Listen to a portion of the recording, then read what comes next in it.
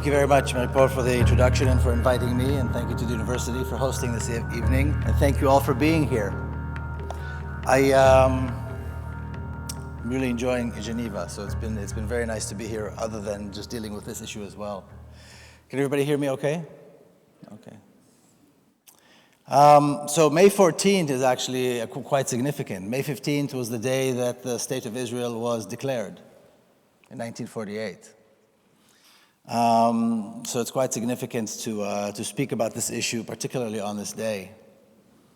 It's also interesting, for the last few weeks, there has been a hunger strike in Israeli jails. Palestinian prisoners have been on hunger strike. And here in the city of human rights, I don't know how many newspapers reported on this, how much time they spent in the news, on television, how many pages were printed in the newspapers talking about this. It began several weeks ago with a small group of a couple of hundred, and then the entire prison population, over 5,000 prisoners in Israeli jails, are amidst the hunger strike right now. And not a word is being said. And you have to wonder why. It's only 3 hours flight. It's not even that far from here. And the issue of Israel is certainly something that people talk about quite a lot. So why is this missing? Why is nobody talking about this? And I think it goes back to the fact that on this issue, the issue of Palestine, besides the fact that it's covered in myth and covered in all kinds of contradicting stories and histories, there is this fear in the West, and particularly I see this in Central Europe, even more than in other places, to criticize Israel, to criticize Zionism. There is this fear that somebody might bring out the word anti-Semite, or somebody might, God forbid, remind us of the Holocaust. And we can't deal with that. Therefore, we will allow Israel to continue with its crimes, to continue with the oppression, to continue imprisoning thousands of political prisoners, because we cannot deal with this issue of anti-Semitism and the Holocaust. Even though the claim of anti-Semitism, when we talk about criticizing Israel, is complete nonsense. There's nothing anti-Semitic about criticizing Israel. In fact, there are countless Jewish people that criticize Israel all the time. Jews, from the very beginning, rejected the idea of Zionism. Most Jews don't live there anyway. But there's this fear. God forbid they will say they'll call us anti-Semitic. And I think it's important to bring this up, again, particularly here in Europe, in Central Europe. There is no issue of anti-Semitism when we criticize Israel. It's nonsense. The only reason the anti-Semitism card is played is because they have nothing else to say. And as for the Holocaust, this whole claim that on the one hand, Israel is a response to the Holocaust, and on the other hand, people often will say, well, how could people who suffered the Holocaust now do these terrible things? Both of these claims are untrue. Because after the Holocaust, out of 2 million or so Jewish refugees who lived in camps here, in internment camps in Europe, very few actually went to Israel. The vast majority of Holocaust survivors never went to Israel. Less than 10% of Holocaust survivors ended up in Israel, and many of those left. So Jewish people themselves said this whole idea of Israel is nonsense. They didn't go. And again, the claim that the Holocaust survivors are complicit with Israeli crimes is not true too, because these are not the same people. Of course, these may be Jewish and these may be Jewish, but they're not the same people. But I think it's extremely important. And again, when we talk about Geneva, the whole idea of, the notion of human rights commissions and so forth, the Geneva Convention and so on, that's the first thing that comes up, and nothing is being said when thousands of political prisoners go on hunger strike just a 3-hour flight from here, a place that people go all the time. And I think this is something that is very, very serious, and this is exactly the battle that has to be, or the struggle that has to be conducted here. Now, like I said, there's, the issue is made complicated, not only by that, but also by the fact that there are so many contradicting stories, and many people don't know what actually took place and how this conflict began and who's at fault and so on. So I think it's important to touch on that a little bit. Let's see if this is working. Okay. So we know that there have been peace talks going on for a very long time.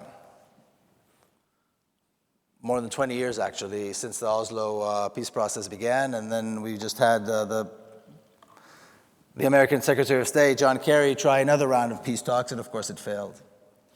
And when we talk, when the peace talks are taking place and when the peace talks are discussed, I think it begs the question: is Palestine are Israel and Palestine one country or two? Because if you have peace talks, it usually means you have two countries at war, and then you end the war by having peace talks. But is this the case? Israel and Palestine are not two countries. Israel and Palestine are one country. It has two names, but it's the same country. Israel and Palestine are also one state. Israel and Palestine is governed by the state of Israel. Israelis and Palestinians, though they are two different people, are governed and ruled by the state of Israel. There's one state, there is one army. It's not two people at war, which is often what the impression that people often have. It's not two nations at war, it's not two countries at war. So what is needed here are not peace talks, which is why they're failing. The reason the peace talks keep failing is because the peace talks are not solving the right problem. They're trying to create the impression that there is a problem that they're trying to solve, which is not true. If we are really interested in resolving the Israeli-Palestinian issue, it's important to recognize, number one, that Israel and Palestine are the same country. Number two, that there's only one army. And number three, that it's not an issue of two people at war. It's an issue of a brutal, oppressive regime. One side is the oppressor, one side is the oppressed, and what is needed is a concerted effort to end the oppression, similar to what took place in South Africa, where you had a concerted anti-apartheid effort that went on for a very long time, at the end of which apartheid was removed. So if we're serious about this issue, that is how we need to view this, and this is where it needs to go. There has to be a concerted movement, a concerted effort to end Zionism, which is the same as apartheid, to remove this oppressive Zionist regime from Palestine in order to bring about the end of this conflict and replace it with a democracy. But as long as people treat it as though there are two countries, two states that are at war, and darn it, they just can't get along, and the peace talks, the world keeps trying and trying, but they just can't get along for one reason or another. Both sides are at fault. Both sides are to blame. We have to create this imaginary balance. Then there will never be a solution. And I think it's fair to assume that this is one of the reasons the peace talks are in existence, in order to maintain this myth, in order to maintain this impression that is really, these are two people that can never get along, and this is why we're in the state that we are. As opposed to making absolutely clear, Israel is at fault, Israel is to blame, Israel is the problem. And until that is being said, clearly nothing will change. Now, people often like to discuss how this began, how the conflict began, who was at fault, who attacked whom. And again, there's a lot of myth, a lot of contradicting stories. I think it's important to realize, first of all, that the reason there's a conflict is because, not only in that part of the world, but there are conflicts in other parts of the world, is because there was a time where white people in Europe thought that they could control countries of other people who were not white, divide them, take them, give them to others. They had the right to do this. And we often hear of the Balfour Declaration. In Israel, basically the Zionists talk about the Balfour Declaration as though it came down from Mount Sinai with Moses, as though it is one of the 10 Commandments. The Balfour Declaration. One white racist promising another white racist somebody else's land. That's what the Balfour Declaration is all about. Lord Balfour promised his friend Lord Rothschild Palestine for the Jewish people. Who cares? Who is he to give anything to anybody? But this is what it was. And even in, almost every street in Israel has a Balfour Street or a Balfour Declaration Plaza. And then moving forward a few decades, we had the United Nations resolution to partition Palestine. Who is the United Nations to partition Palestine?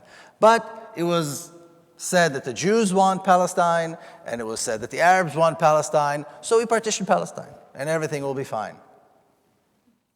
And this is the map of the partition plan. And as the map very clearly illustrates, the partition was not done in a very fair way. One part is clearly larger than the other. Now, in 1947, when the partition plan was passed, there were about 500,000, the Jewish population in Palestine numbered about 500,000 people. This was the generation of my grandparents who immigrated there, and my parents who were born there. Some 500,000 people who made up the entire Jewish community in Palestine. The Palestinians, the natives of the land, were about 3 times as many, close to 1.5 million people. Yet, the United Nations, in its infinite wisdom, decided to give the larger portion of the country to the smaller community. And it's interesting because to this day we hear people say, this is really all the Palestinians' fault because they rejected the partition plan.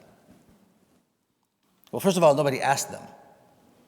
So it's not like they had an opportunity to reject. But can you imagine not rejecting it?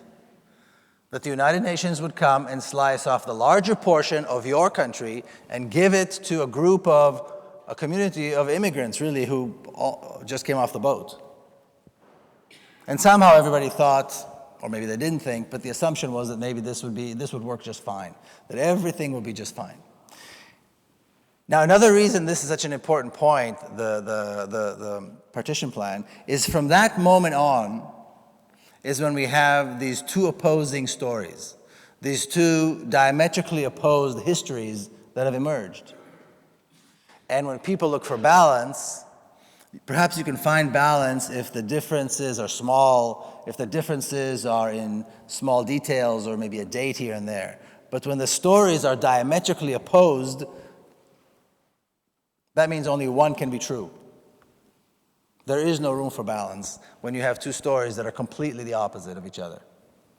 Now, the story that I grew up on as an Israeli, and the story that is basically accepted in the West, is that after the Arabs rejected the partition plan, they began an attack against the Jewish community in Palestine in an attempt to kill and destroy the Jews and destroy this small community that they created. Thankfully, the Jewish community was stronger somehow. They were more advanced, they were more developed, they were quick on their feet, and they were able to defeat the Arabs. And remember, these Zionists, this Jewish community, they claim to be the descendants of King David, who defeated Goliath, and the descendants of the Maccabees, who defeated great empires, and basically the descendants of the ancient Hebrews, who were, were always victorious against all odds. And now here they were, and they defeated the Arabs. And they established a Jewish state once again in the land of Israel after 2,000 years. Well, this is almost a biblical story. How can you refute this? How can you argue with such a romantic, like I said, almost biblical story? Who would dare say that this is not true? And it's such a powerful story, too. The problem, of course, comes up when we start looking at the details. So the two communities, even though one was much smaller than the other, were both expecting to and were hoping to be recognized as states. And they began investing in developing institutions of state. But there was one thing that the Zionists, the Jewish community in Palestine, developed that the Palestinians never did. And that's an armed militia, a fighting force. By 1947, the Zionist militia in Palestine numbered close to 40,000 armed, well-trained, highly motivated men. My father was an officer in that militia. Well, there was no equivalent on the Palestinian side. There was no Palestinian armed force. There never has been, actually, a Palestinian army. So if there was no Palestinian armed militia, who were these Arabs that attacked the Jewish community? Now, we know that other Arab countries intervened in Palestine some 6, 7, 8 months later. But at the end of 1947, who were these Arabs that attacked, and what did they attack with, if there was no fighting force? And Israeli historians have been looking at this, actually, and over the last 15, 20 years or so, they've been writing about this, answering this question, and they've been actually validating what Palestinians have said all along. It was not the Palestinians that began an assault at all. As soon as the United Nations gave its stamp to the creation of a Jewish state, or the Jewish state, in Palestine, the Zionist militia began a massive campaign that today can only be categorized as terrorism and ethnic cleansing. It was a massive campaign of an armed militia against an unarmed civilian population that lasted for 12 months, with a clear intention of completing the ethnic cleansing of Palestine. It was a brutal terrorist attack that lasted 12 months, at the end of which almost 80% of the country was conquered. Hundreds and hundreds of cities and towns and villages were destroyed, including mosques and churches and schools and, of course, homes. And somewhere between 800,000 and 1 million Palestinians were forced into exile. So it turns out it wasn't such a romantic, heroic story after all. It was a brutal act of terrorism, but now we can see that the pieces fit the puzzle. And again, Palestinians have been claiming this for decades. Israeli historians have validated this over the last 20 or so years with people like Ilan Pappé and others. Now, one of the claims that's made quite often by the Zionists is, well, perhaps a few villages were destroyed, perhaps a few Palestinians were forced to leave, but really there was nothing there. There was nothing there. It was desert, camels, poor farmers. There was really nothing there. So I'd like to show this picture of the city of Jaffa before 1948, before the Zionists came. The city of Jaffa was a major Arab city on the coast of the Mediterranean. It was a city of close to 120,000 people. It was a city with concert halls and movie theaters. Several newspapers were printed in Jaffa. Writers' guilds and trade unions and a rich political life and a rich business life took place in Jaffa. The Jaffa oranges, you may have heard, was, very famous industry there. And in a matter of 2 weeks in 1948, this city, this bustling city of close to 120,000 people, was reduced to less than 4,000 people, concentrated in one neighborhood with barbed wires and Israeli soldiers surrounding them. And on the ashes of the city of Jaffa, today we have, in a picture that's almost from the exact same angle, the city of Tel Aviv. The city of Tel Aviv still calls itself Tel Aviv Jaffa, Tel Aviv Yafo. And there is still a small Palestinian community and a small part of the original city of Jaffa that's still there. It's a small community that is neglected and subject to oppression and subject to racist laws. Israeli police does not go in to solve crime. Palestinian youth in Jaffa have no hope and no reason for hope, no opportunities. To say that they're second or third class citizens is an understatement. Now, this is important to understand, not only so that we have a clear understanding of what took place 66 years ago, but also to understand that Palestine cannot be reduced into the West Bank and Gaza. During the peace talks, people always talk about Palestine as being the West Bank and Gaza, as though that is what Palestine is. That is where the Palestinian state, so to speak, will be established. And many people really think that there's a Palestine in the West Bank and that the other Arabs who live in the other parts of the country are just Arabs. And quite often I hear people say, wait a minute, but these aren't Palestinians, these are the Palestinians. Well, you cannot reduce Palestine to the West Bank and Gaza because the entire country is Palestine. And Palestinians, whether they live inside Israel, so to speak, with Israeli citizenship, or they live in the West Bank, suffer and are the subject of the same brutal oppression and the same environment of racism. And I think this is very, very important to understand.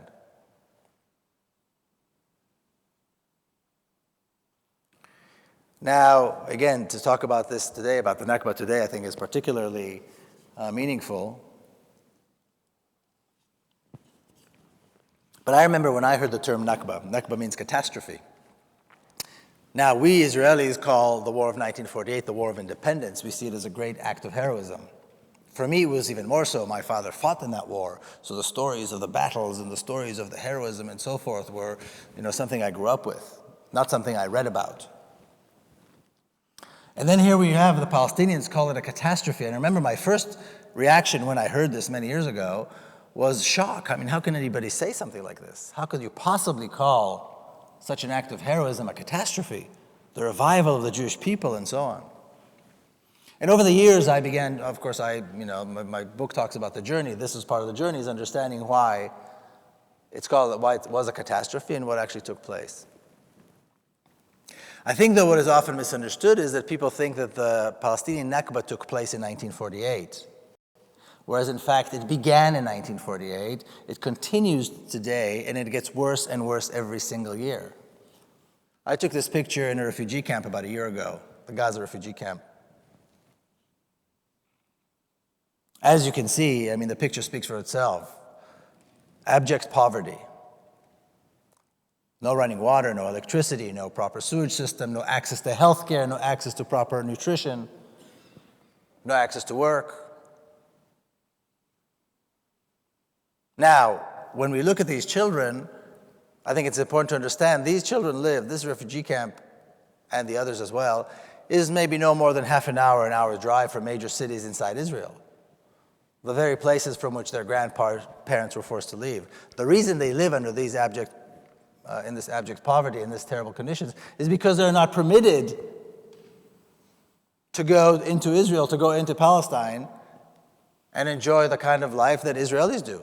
You don't see Israeli children like this anywhere. Israel is a modern, developed state. People live like this. The only reason Palestinians still live, some 4 million people still live like this, is because Israel denies them access back to their land, back to their country, and to the facilities and to what Israel has to offer, what Palestine has. This is happening every single day. It's getting worse by the day. It's happening under our watch, 3 hours from Geneva, not in some remote mountaintop in Afghanistan or anything. Millions of dollars, billions of dollars are being poured into Israel to support Israel, to do business with Israel, and that's what makes this worse. Every day somebody supports the state of Israel. Every dollar that goes to support the state of Israel makes this worse. It's unjustifiable. It's inexcusable that this goes on every single day. 3-hour flight from here. Never mind the fact, nobody talks about this. You don't see this in the press. You don't see this on television. You don't see it in the newspapers.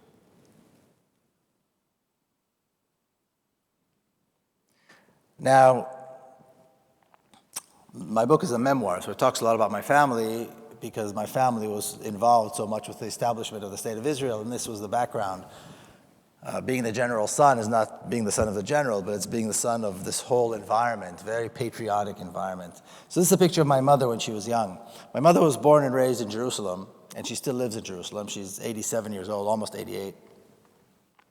And there's a story that she told me many, many times, and I mentioned in the book, of an experience that she went through in 1948. Now, when I talk about Jerusalem, I'm talking about not the old city of Jerusalem, but the modern neighborhoods, the newer neighborhoods that were built outside of the city. By the way, how many people here have been to Israel, Palestine? Can I see a show of hands? Okay, quite a few. How many people are here actually from there? Okay, thank you. So I'm talking about those neighborhoods, and if you've seen them, they're still there. They're beautiful homes, beautiful, very distinct Jerusalemite Palestinian homes. The neighborhoods are still there. Of course, the people were forced to leave. So it was 1948. The Zionist militia came in and took the Palestinian neighborhoods, forced the Palestinians to leave, And these beautiful homes were made available to Israeli families, and my mother was offered one of these homes. And these are very beautiful homes. She was living in a small apartment at the time with her parents and 2 small children. And she refused. She refused to take the home, and she said, and she still says this today when she talks about it, she said, how could I possibly take the home of another family? How can I possibly take the home of another mother? Knowing that these people, this family now has to live in exile, is forced to live in exile. And then she'd go on to describe the looting, how the Israeli soldiers came with the trucks, and these were well-to-do homes, well-to-do families, and began looting the furniture and the rugs. And if you've seen, there's a great documentary about the books that were stolen, rare books that were stolen. In fact, the Zionist forces were so organized that they even had a librarians unit go after the forces, house after house, to steal books that are now in the in the Hebrew University. And she talked about it with great shame. I mean, how could they have done this? How could we, as a people, have done this? How could Israelis behave this way? Which is a wonderful story, and we would have hoped that more people would have done what she did. Sadly, very few did. But beyond this story, there was something very troubling to me growing up hearing this story. And it wasn't really until I was working on the book several years ago that I understood what was troubling to me about the story and why it was troubling. And what I found was that her story contradicts the national narrative. So as a boy growing up with a very Zionist, patriotic Zionist upbringing, that was a problem. She was contradicting the national narrative because the Zionist narrative is perfect. It is morally perfect. We deserve the land. The whole country is ours because we're Jews. Yet, when the United Nations decided to partition the land, we agreed to the partition. Then they attacked us. Thankfully, we won. And then we asked them to stay. We asked the Arabs to stay, and they left. We asked them to stay, and they left. Well, where's the moral dilemma? If somebody leaves the home and there's a family that needs the home, why not take it? Why was my mother was presenting a moral dilemma, but there was no moral dilemma. There are no moral dilemmas in the Zionist story. It's perfect. Even when atrocities are mentioned. For example, the massacre of Deir Yassin, which was commemorated only about a month ago. Deir Yassin was a small village in the outskirts of Jerusalem. I'm sure many of you know. When the Zionist forces came in, they surrendered, but the forces came in and committed a terrible massacre anyway. And Israeli children learn about this in school, that this took place, it was wrong, it was a terrible thing, and so forth. Women and children were killed. However, we also learn that important Zionist leaders told us that although the massacre was a bad thing, thankfully, as a result of the massacre, hundreds of thousands of Arabs left, which allowed us to establish a Jewish majority. And we all know, of course, nothing is more important than having a Jewish majority. And I remember this vividly, learning this as a boy. And this continues even today. Israel bombs Gaza, knowing full well they are killing and burning children. But it's okay, because Hamas is in Gaza, and we are defending ourselves. So the Zionist story is foolproof. It's perfect, morally. And like I said, there she was poking holes at this very perfect story, and it took me a while to understand. Now, between the end of the war of 1948 and 1967, this is what the map looked like. Israel occupied almost all of Palestine, with the exception of the West Bank and the Gaza Strip. And then we hear again that 1967, once again, Arab armies were getting ready to attack in order to destroy the Jewish community, the state of Israel. And why? Well, because the Nazis tried, and now the Arabs are trying, and this is part of our lot as Jews, as Israelis. And thankfully, the Israeli High Command decided or got the approval, and I go into this in quite detail because it's a very interesting story. In order to engage in a preemptive strike, they attacked the Arab armies. They destroyed 3 Arab armies. They managed to kill close to 18,000 Arab soldiers at a loss of 500 or 700 Israeli soldiers. 700 as opposed to 18,000. That number should already tell us something. And in 6 days, this time in 6 days, talk about a biblical story here, they managed to destroy these armies, conquer the West Bank, conquer the Sinai Peninsula, conquer the Golan Heights. Now, my father was a general by then. That entire group of young officers who fought in 1948 were the generals of 1967. Now, once again, like I said, we hear that there was an existential threat, that the state of Israel was under an existential threat, and therefore the preemptive strike was inevitable. And when I was working on the book, I went into the Israeli army archives, mostly to learn about my father's career. But the one thing that I found that I knew was going to be interesting was to read the minutes of the meetings of the generals of the Israeli High Command leading up to the War of 1967. They are available in the archives. Historians have looked at them. A lot has been written about those meetings and what took place. So I really wasn't expecting I would see anything new or, And as soon as I began reading, I noticed something that my father says in one of the meetings, and then the other generals repeat, and that is that Israel has, not only is there not a threat, but Israel has now an opportunity because the Arab armies are so weak and unprepared for war. That the Arab armies, particularly the Egyptian army, which was really the only army of any consequence, were unprepared for war.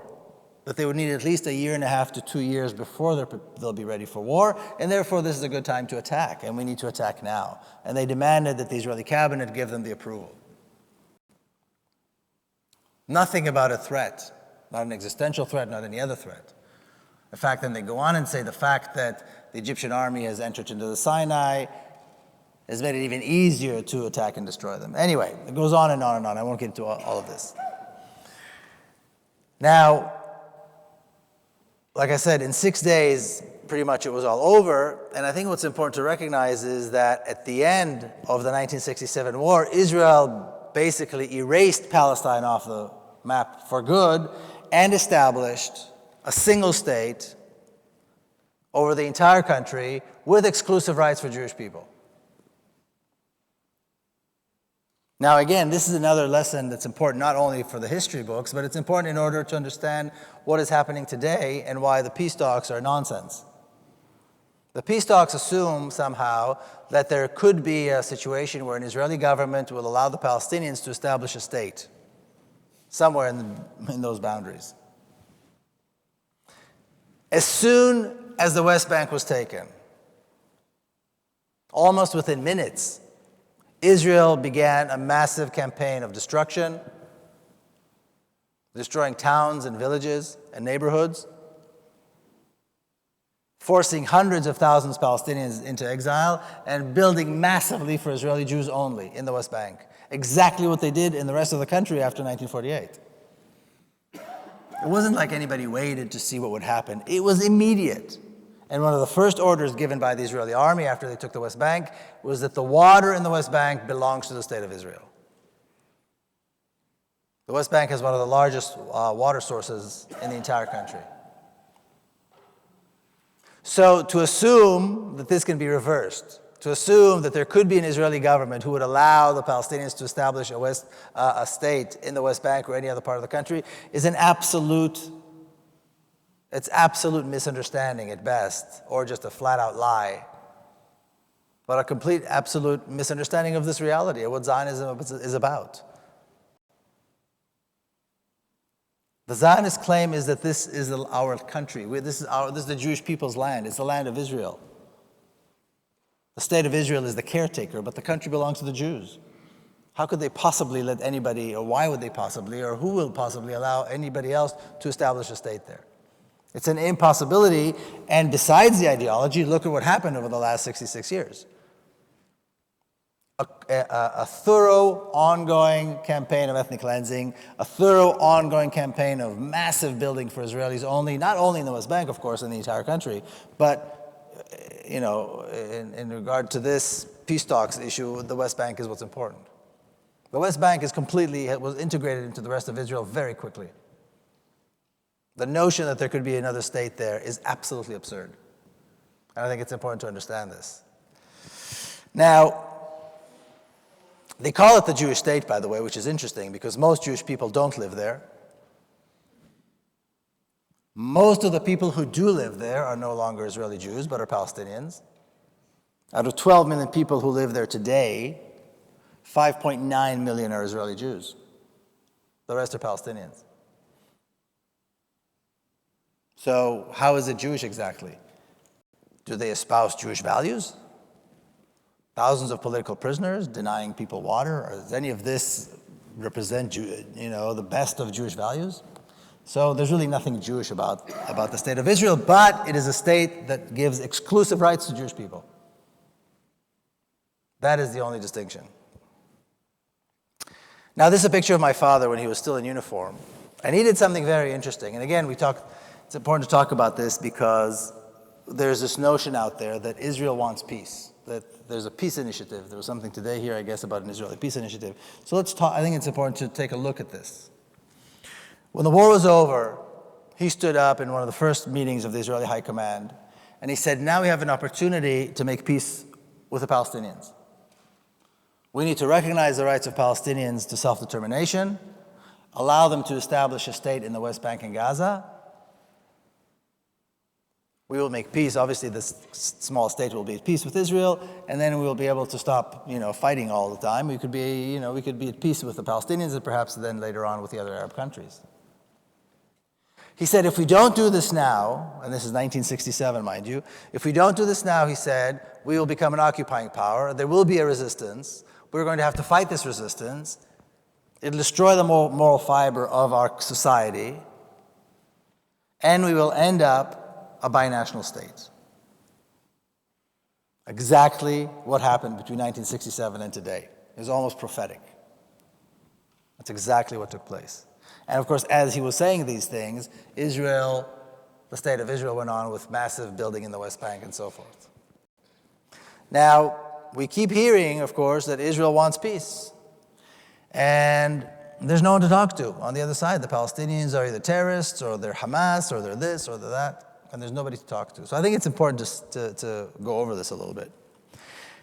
My father retired from the military shortly after the war, and he continued to he basically became an advocate for this issue of Palestinian rights, particularly a Palestinian state.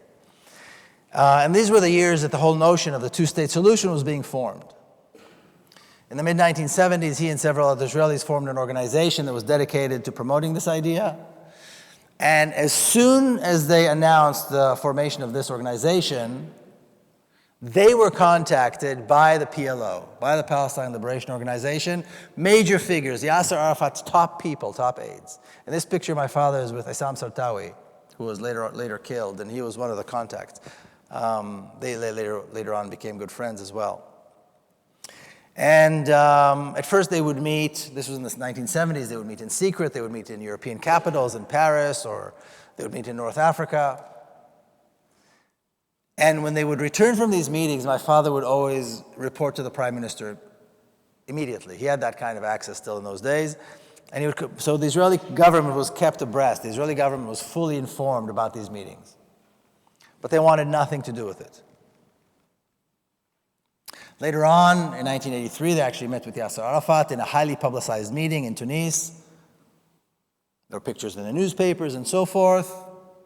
Then not only did the Israeli government want nothing to do with it, in a move that was led by Shimon Peres, by the way, Mr. Nobel Peace Prize, the Knesset passed a law that made these meetings illegal. They passed a law making the meetings between these Israelis and the PLO illegal. Well, these were not people that were going to back down. They said, fine, arrest us. The meetings continued. This was the 80s. Then suddenly 1993 came around, September 1993, the Oslo peace process, Oslo Peace Accord was signed.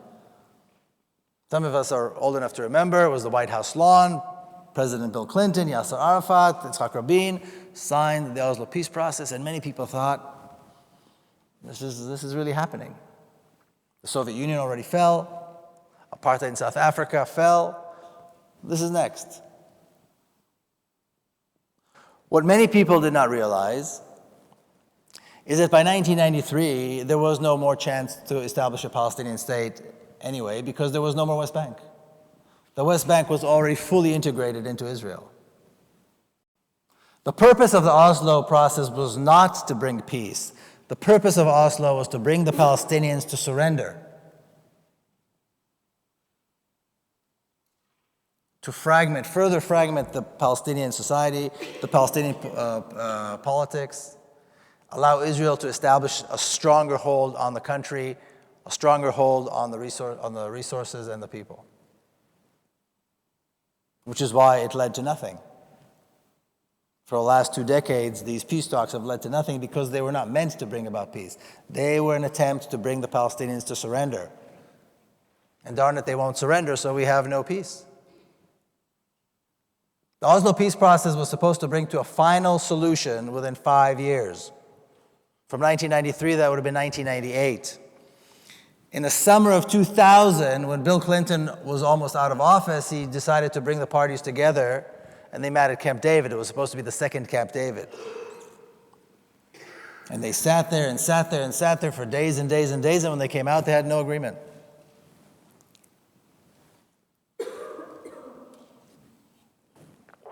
And again, some of us are old enough to remember when they came out, Bill Clinton said, well, the Palestinians gave some, but the Israelis gave more. In other words, basically, the Palestinians are not willing to make concessions. Yasser Arafat was not willing to make concessions. And then the Israelis came out and said, now we know the true face of the Palestinians. They're all terrorists. They want to destroy us and so on.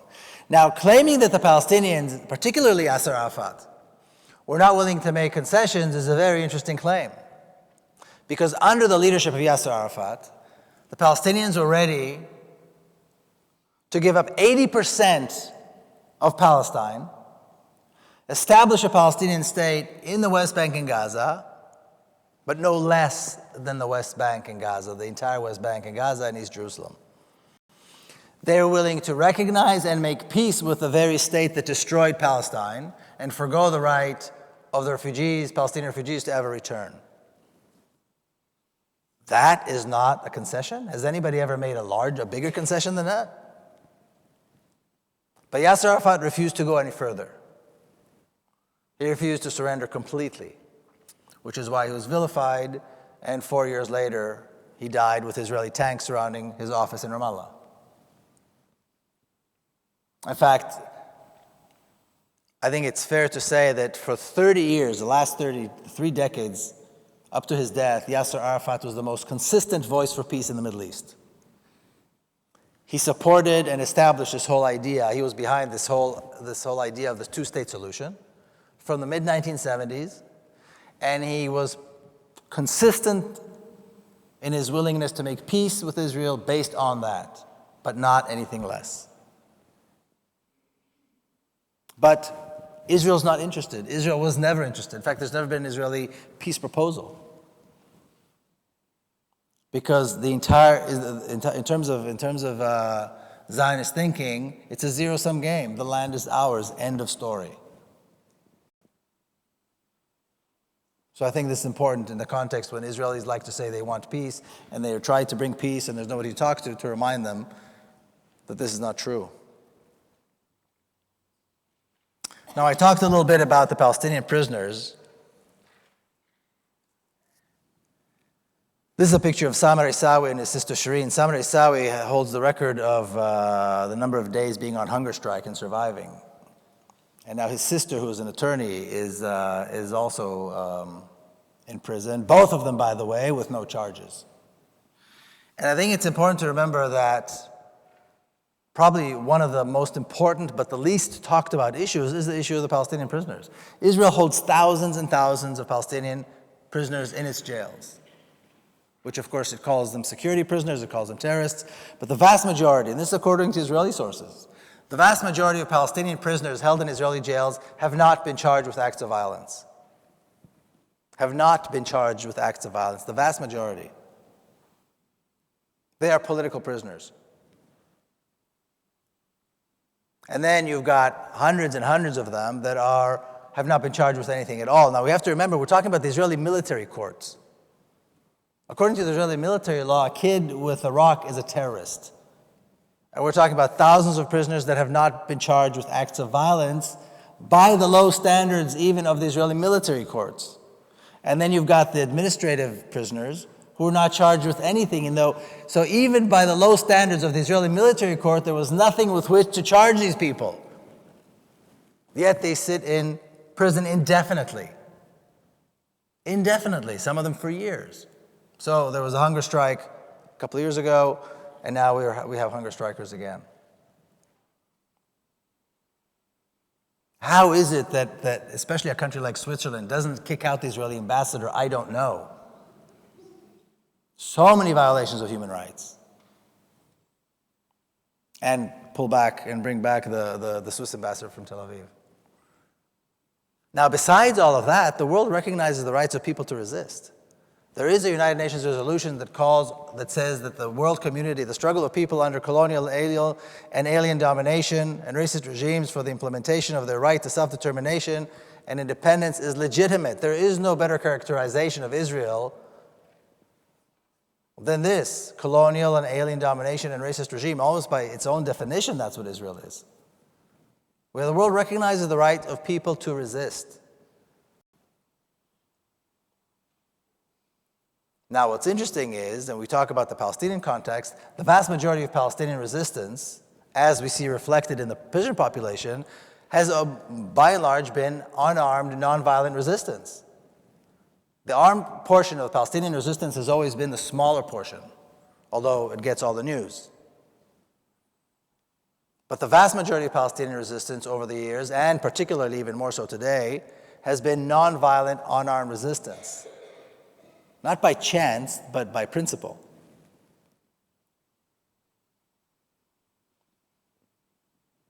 And yet again, it's one of these issues that nobody talks about. Thousands and thousands of people sitting in jails. Prisoners sitting in jails.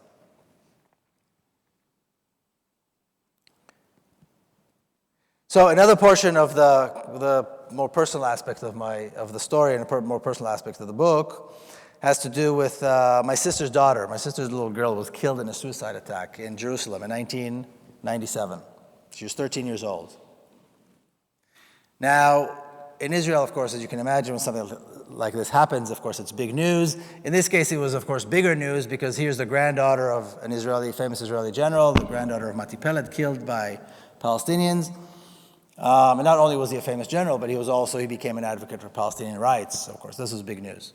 I was living in the US at the time, so I took the first plane home.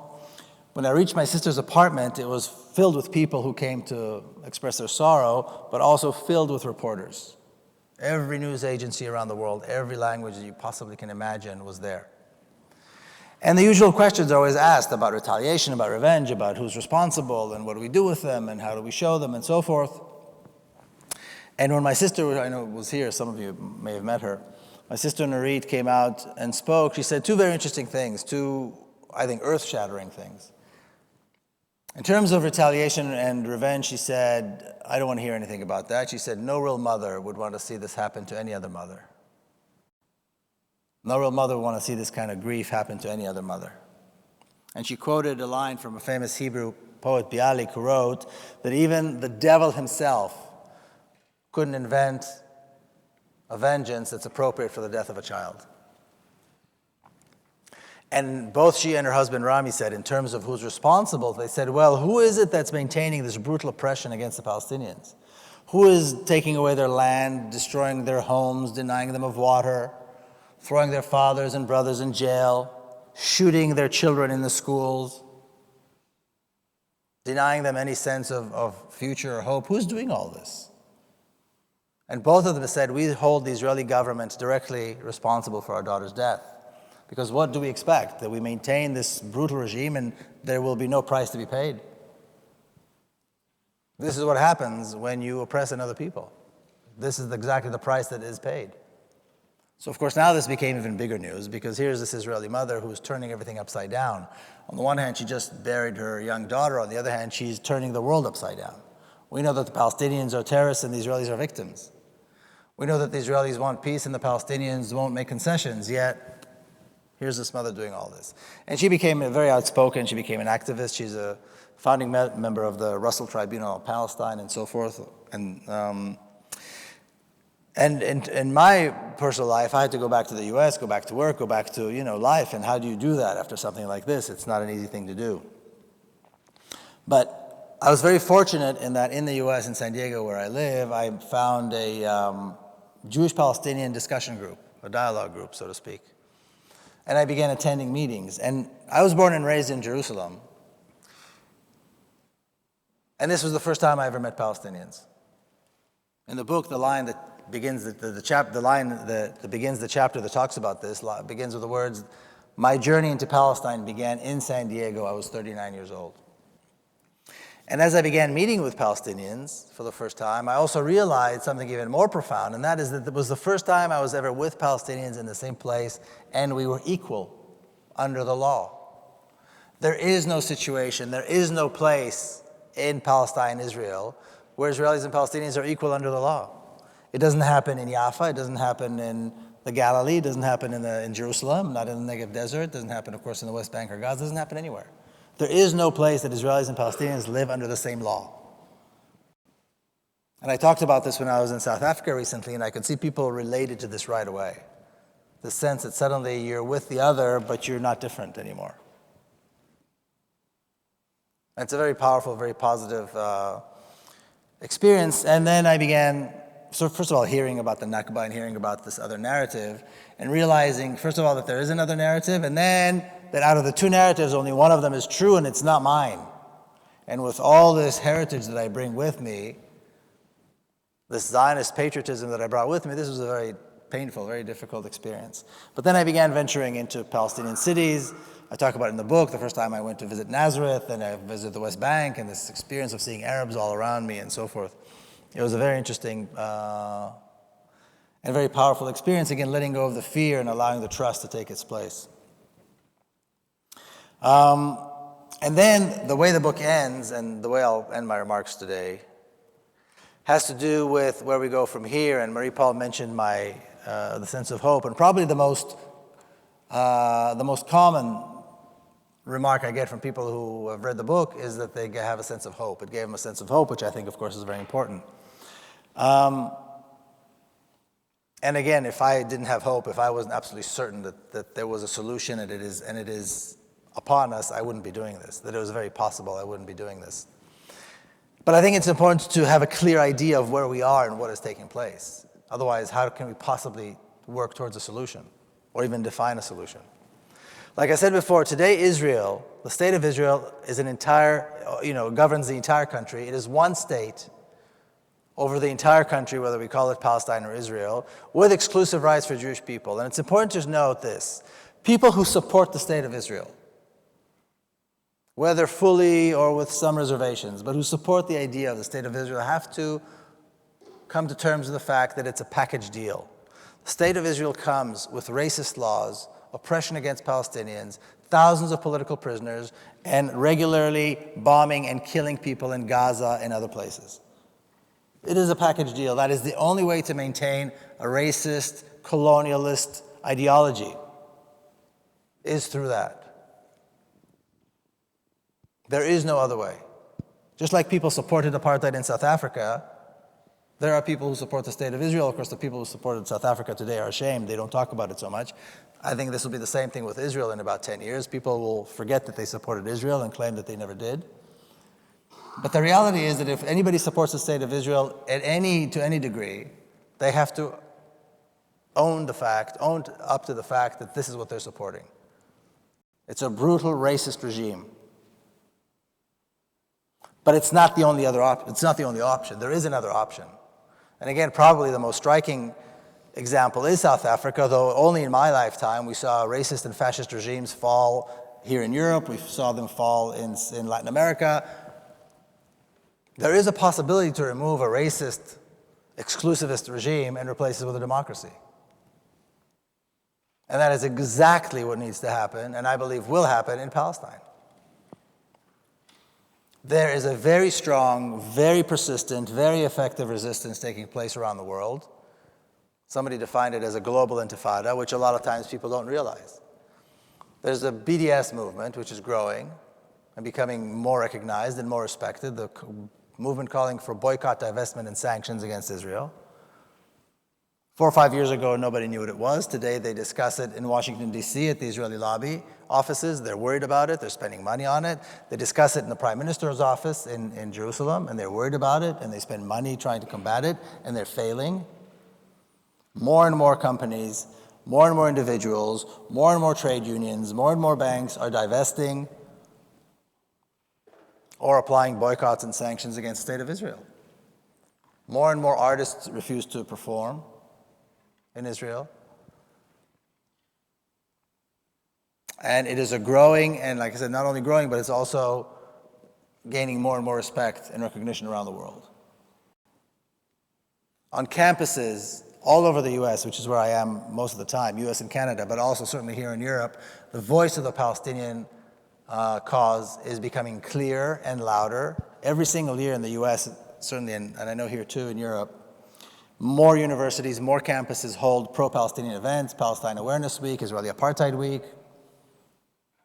more than there are enough people to be out there and speak, because I get invited and several others get out there to speak at these events. They organize events, they build walls on campus, they educate thousands of students, they do tremendous work. These 20, 21-year-old students do tremendous work on campuses, and they fight a tough battle because the administration usually doesn't like that, so they get in their way. They fight the Israeli lobby, the pro-Israeli groups, and they're gaining ground, because the only argument on the other side is anti-Semitism, and people are getting tired of that.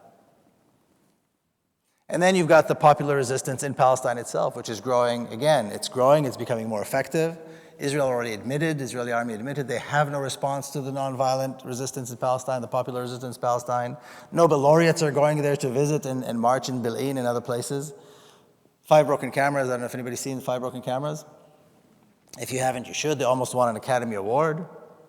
It is a wonderful documentary showing precisely how this very, very dedicated, principled, and persistent resistance, dedicated to resistance and to freedom as much as it is dedicated to nonviolence, is being met by the brutality of the Israeli forces. Never mind the tear gas, but the bullets, and the torture, and the beatings, and the arrests. Yet these guys, every time they come out of jail, they lead the marches. So these 3 parts of the Palestinian resistance are growing. On top of that, the reality on the ground is unsustainable. According to UN report, in Gaza alone by 2020, there's going to be another 500,000 people. So are they still going to have to rely on tunnels to get water and food and antibiotics? Of course, now the tunnels are closed. There's this new general in Egypt who closed the tunnels. I mean, it's a completely insane reality that is completely unsustainable. And I believe that all of this will inevitably lead, or is going in the direction, to the fall of Zionism, just like in South Africa it led to the fall of apartheid. And I think it's important to understand that these 2 words are interchangeable. Apartheid and Zionism are interchangeable. Zionism is a racist, colonialist ideology that has to go. And the chances, and this is where the hope comes in, the chances of success in Palestine are far greater than anything we've seen anywhere else in the world. If this room was filled with Israelis and Palestinians, you think you could tell them apart? There's no way you could tell them apart. These are 2 very similar societies, highly educated societies, large middle class, moderate societies mostly. Each of them have their own, crazy fanatics, and each of them have their own very corrupt leadership. The Israeli prime minister is going to jail, Remark, by the way, you may have heard. Sadly, he's going to jail for corruption. He should have been going to jail for murdering people in Gaza, but that's a whole other story. But that's kind of the reality. You go to jail for stealing, you don't go to jail for killing children. So the 2 societies are very, very similar and are ready to get together and work together. The key, however, has to be the fall of Zionism, the creation of a democracy. The key is equal rights. Like many of you have been there, you've seen it's a very beautiful country. It's got great promise, it's got great potential, it's got a lot of good, smart people there. The key ingredient is equal rights. I would call on all of you to line up clearly behind a banner of a single democracy with equal rights, 1 person, 1 vote, and encourage others to do so the same. People are not in this room today. And then there is absolutely no question in my mind that we will see the end of the conflict and we will see peace for Israelis and Palestinians. Thank you very much.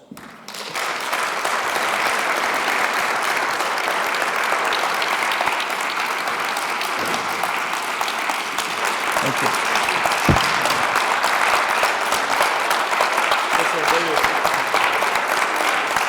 Thank you very much. Thank you.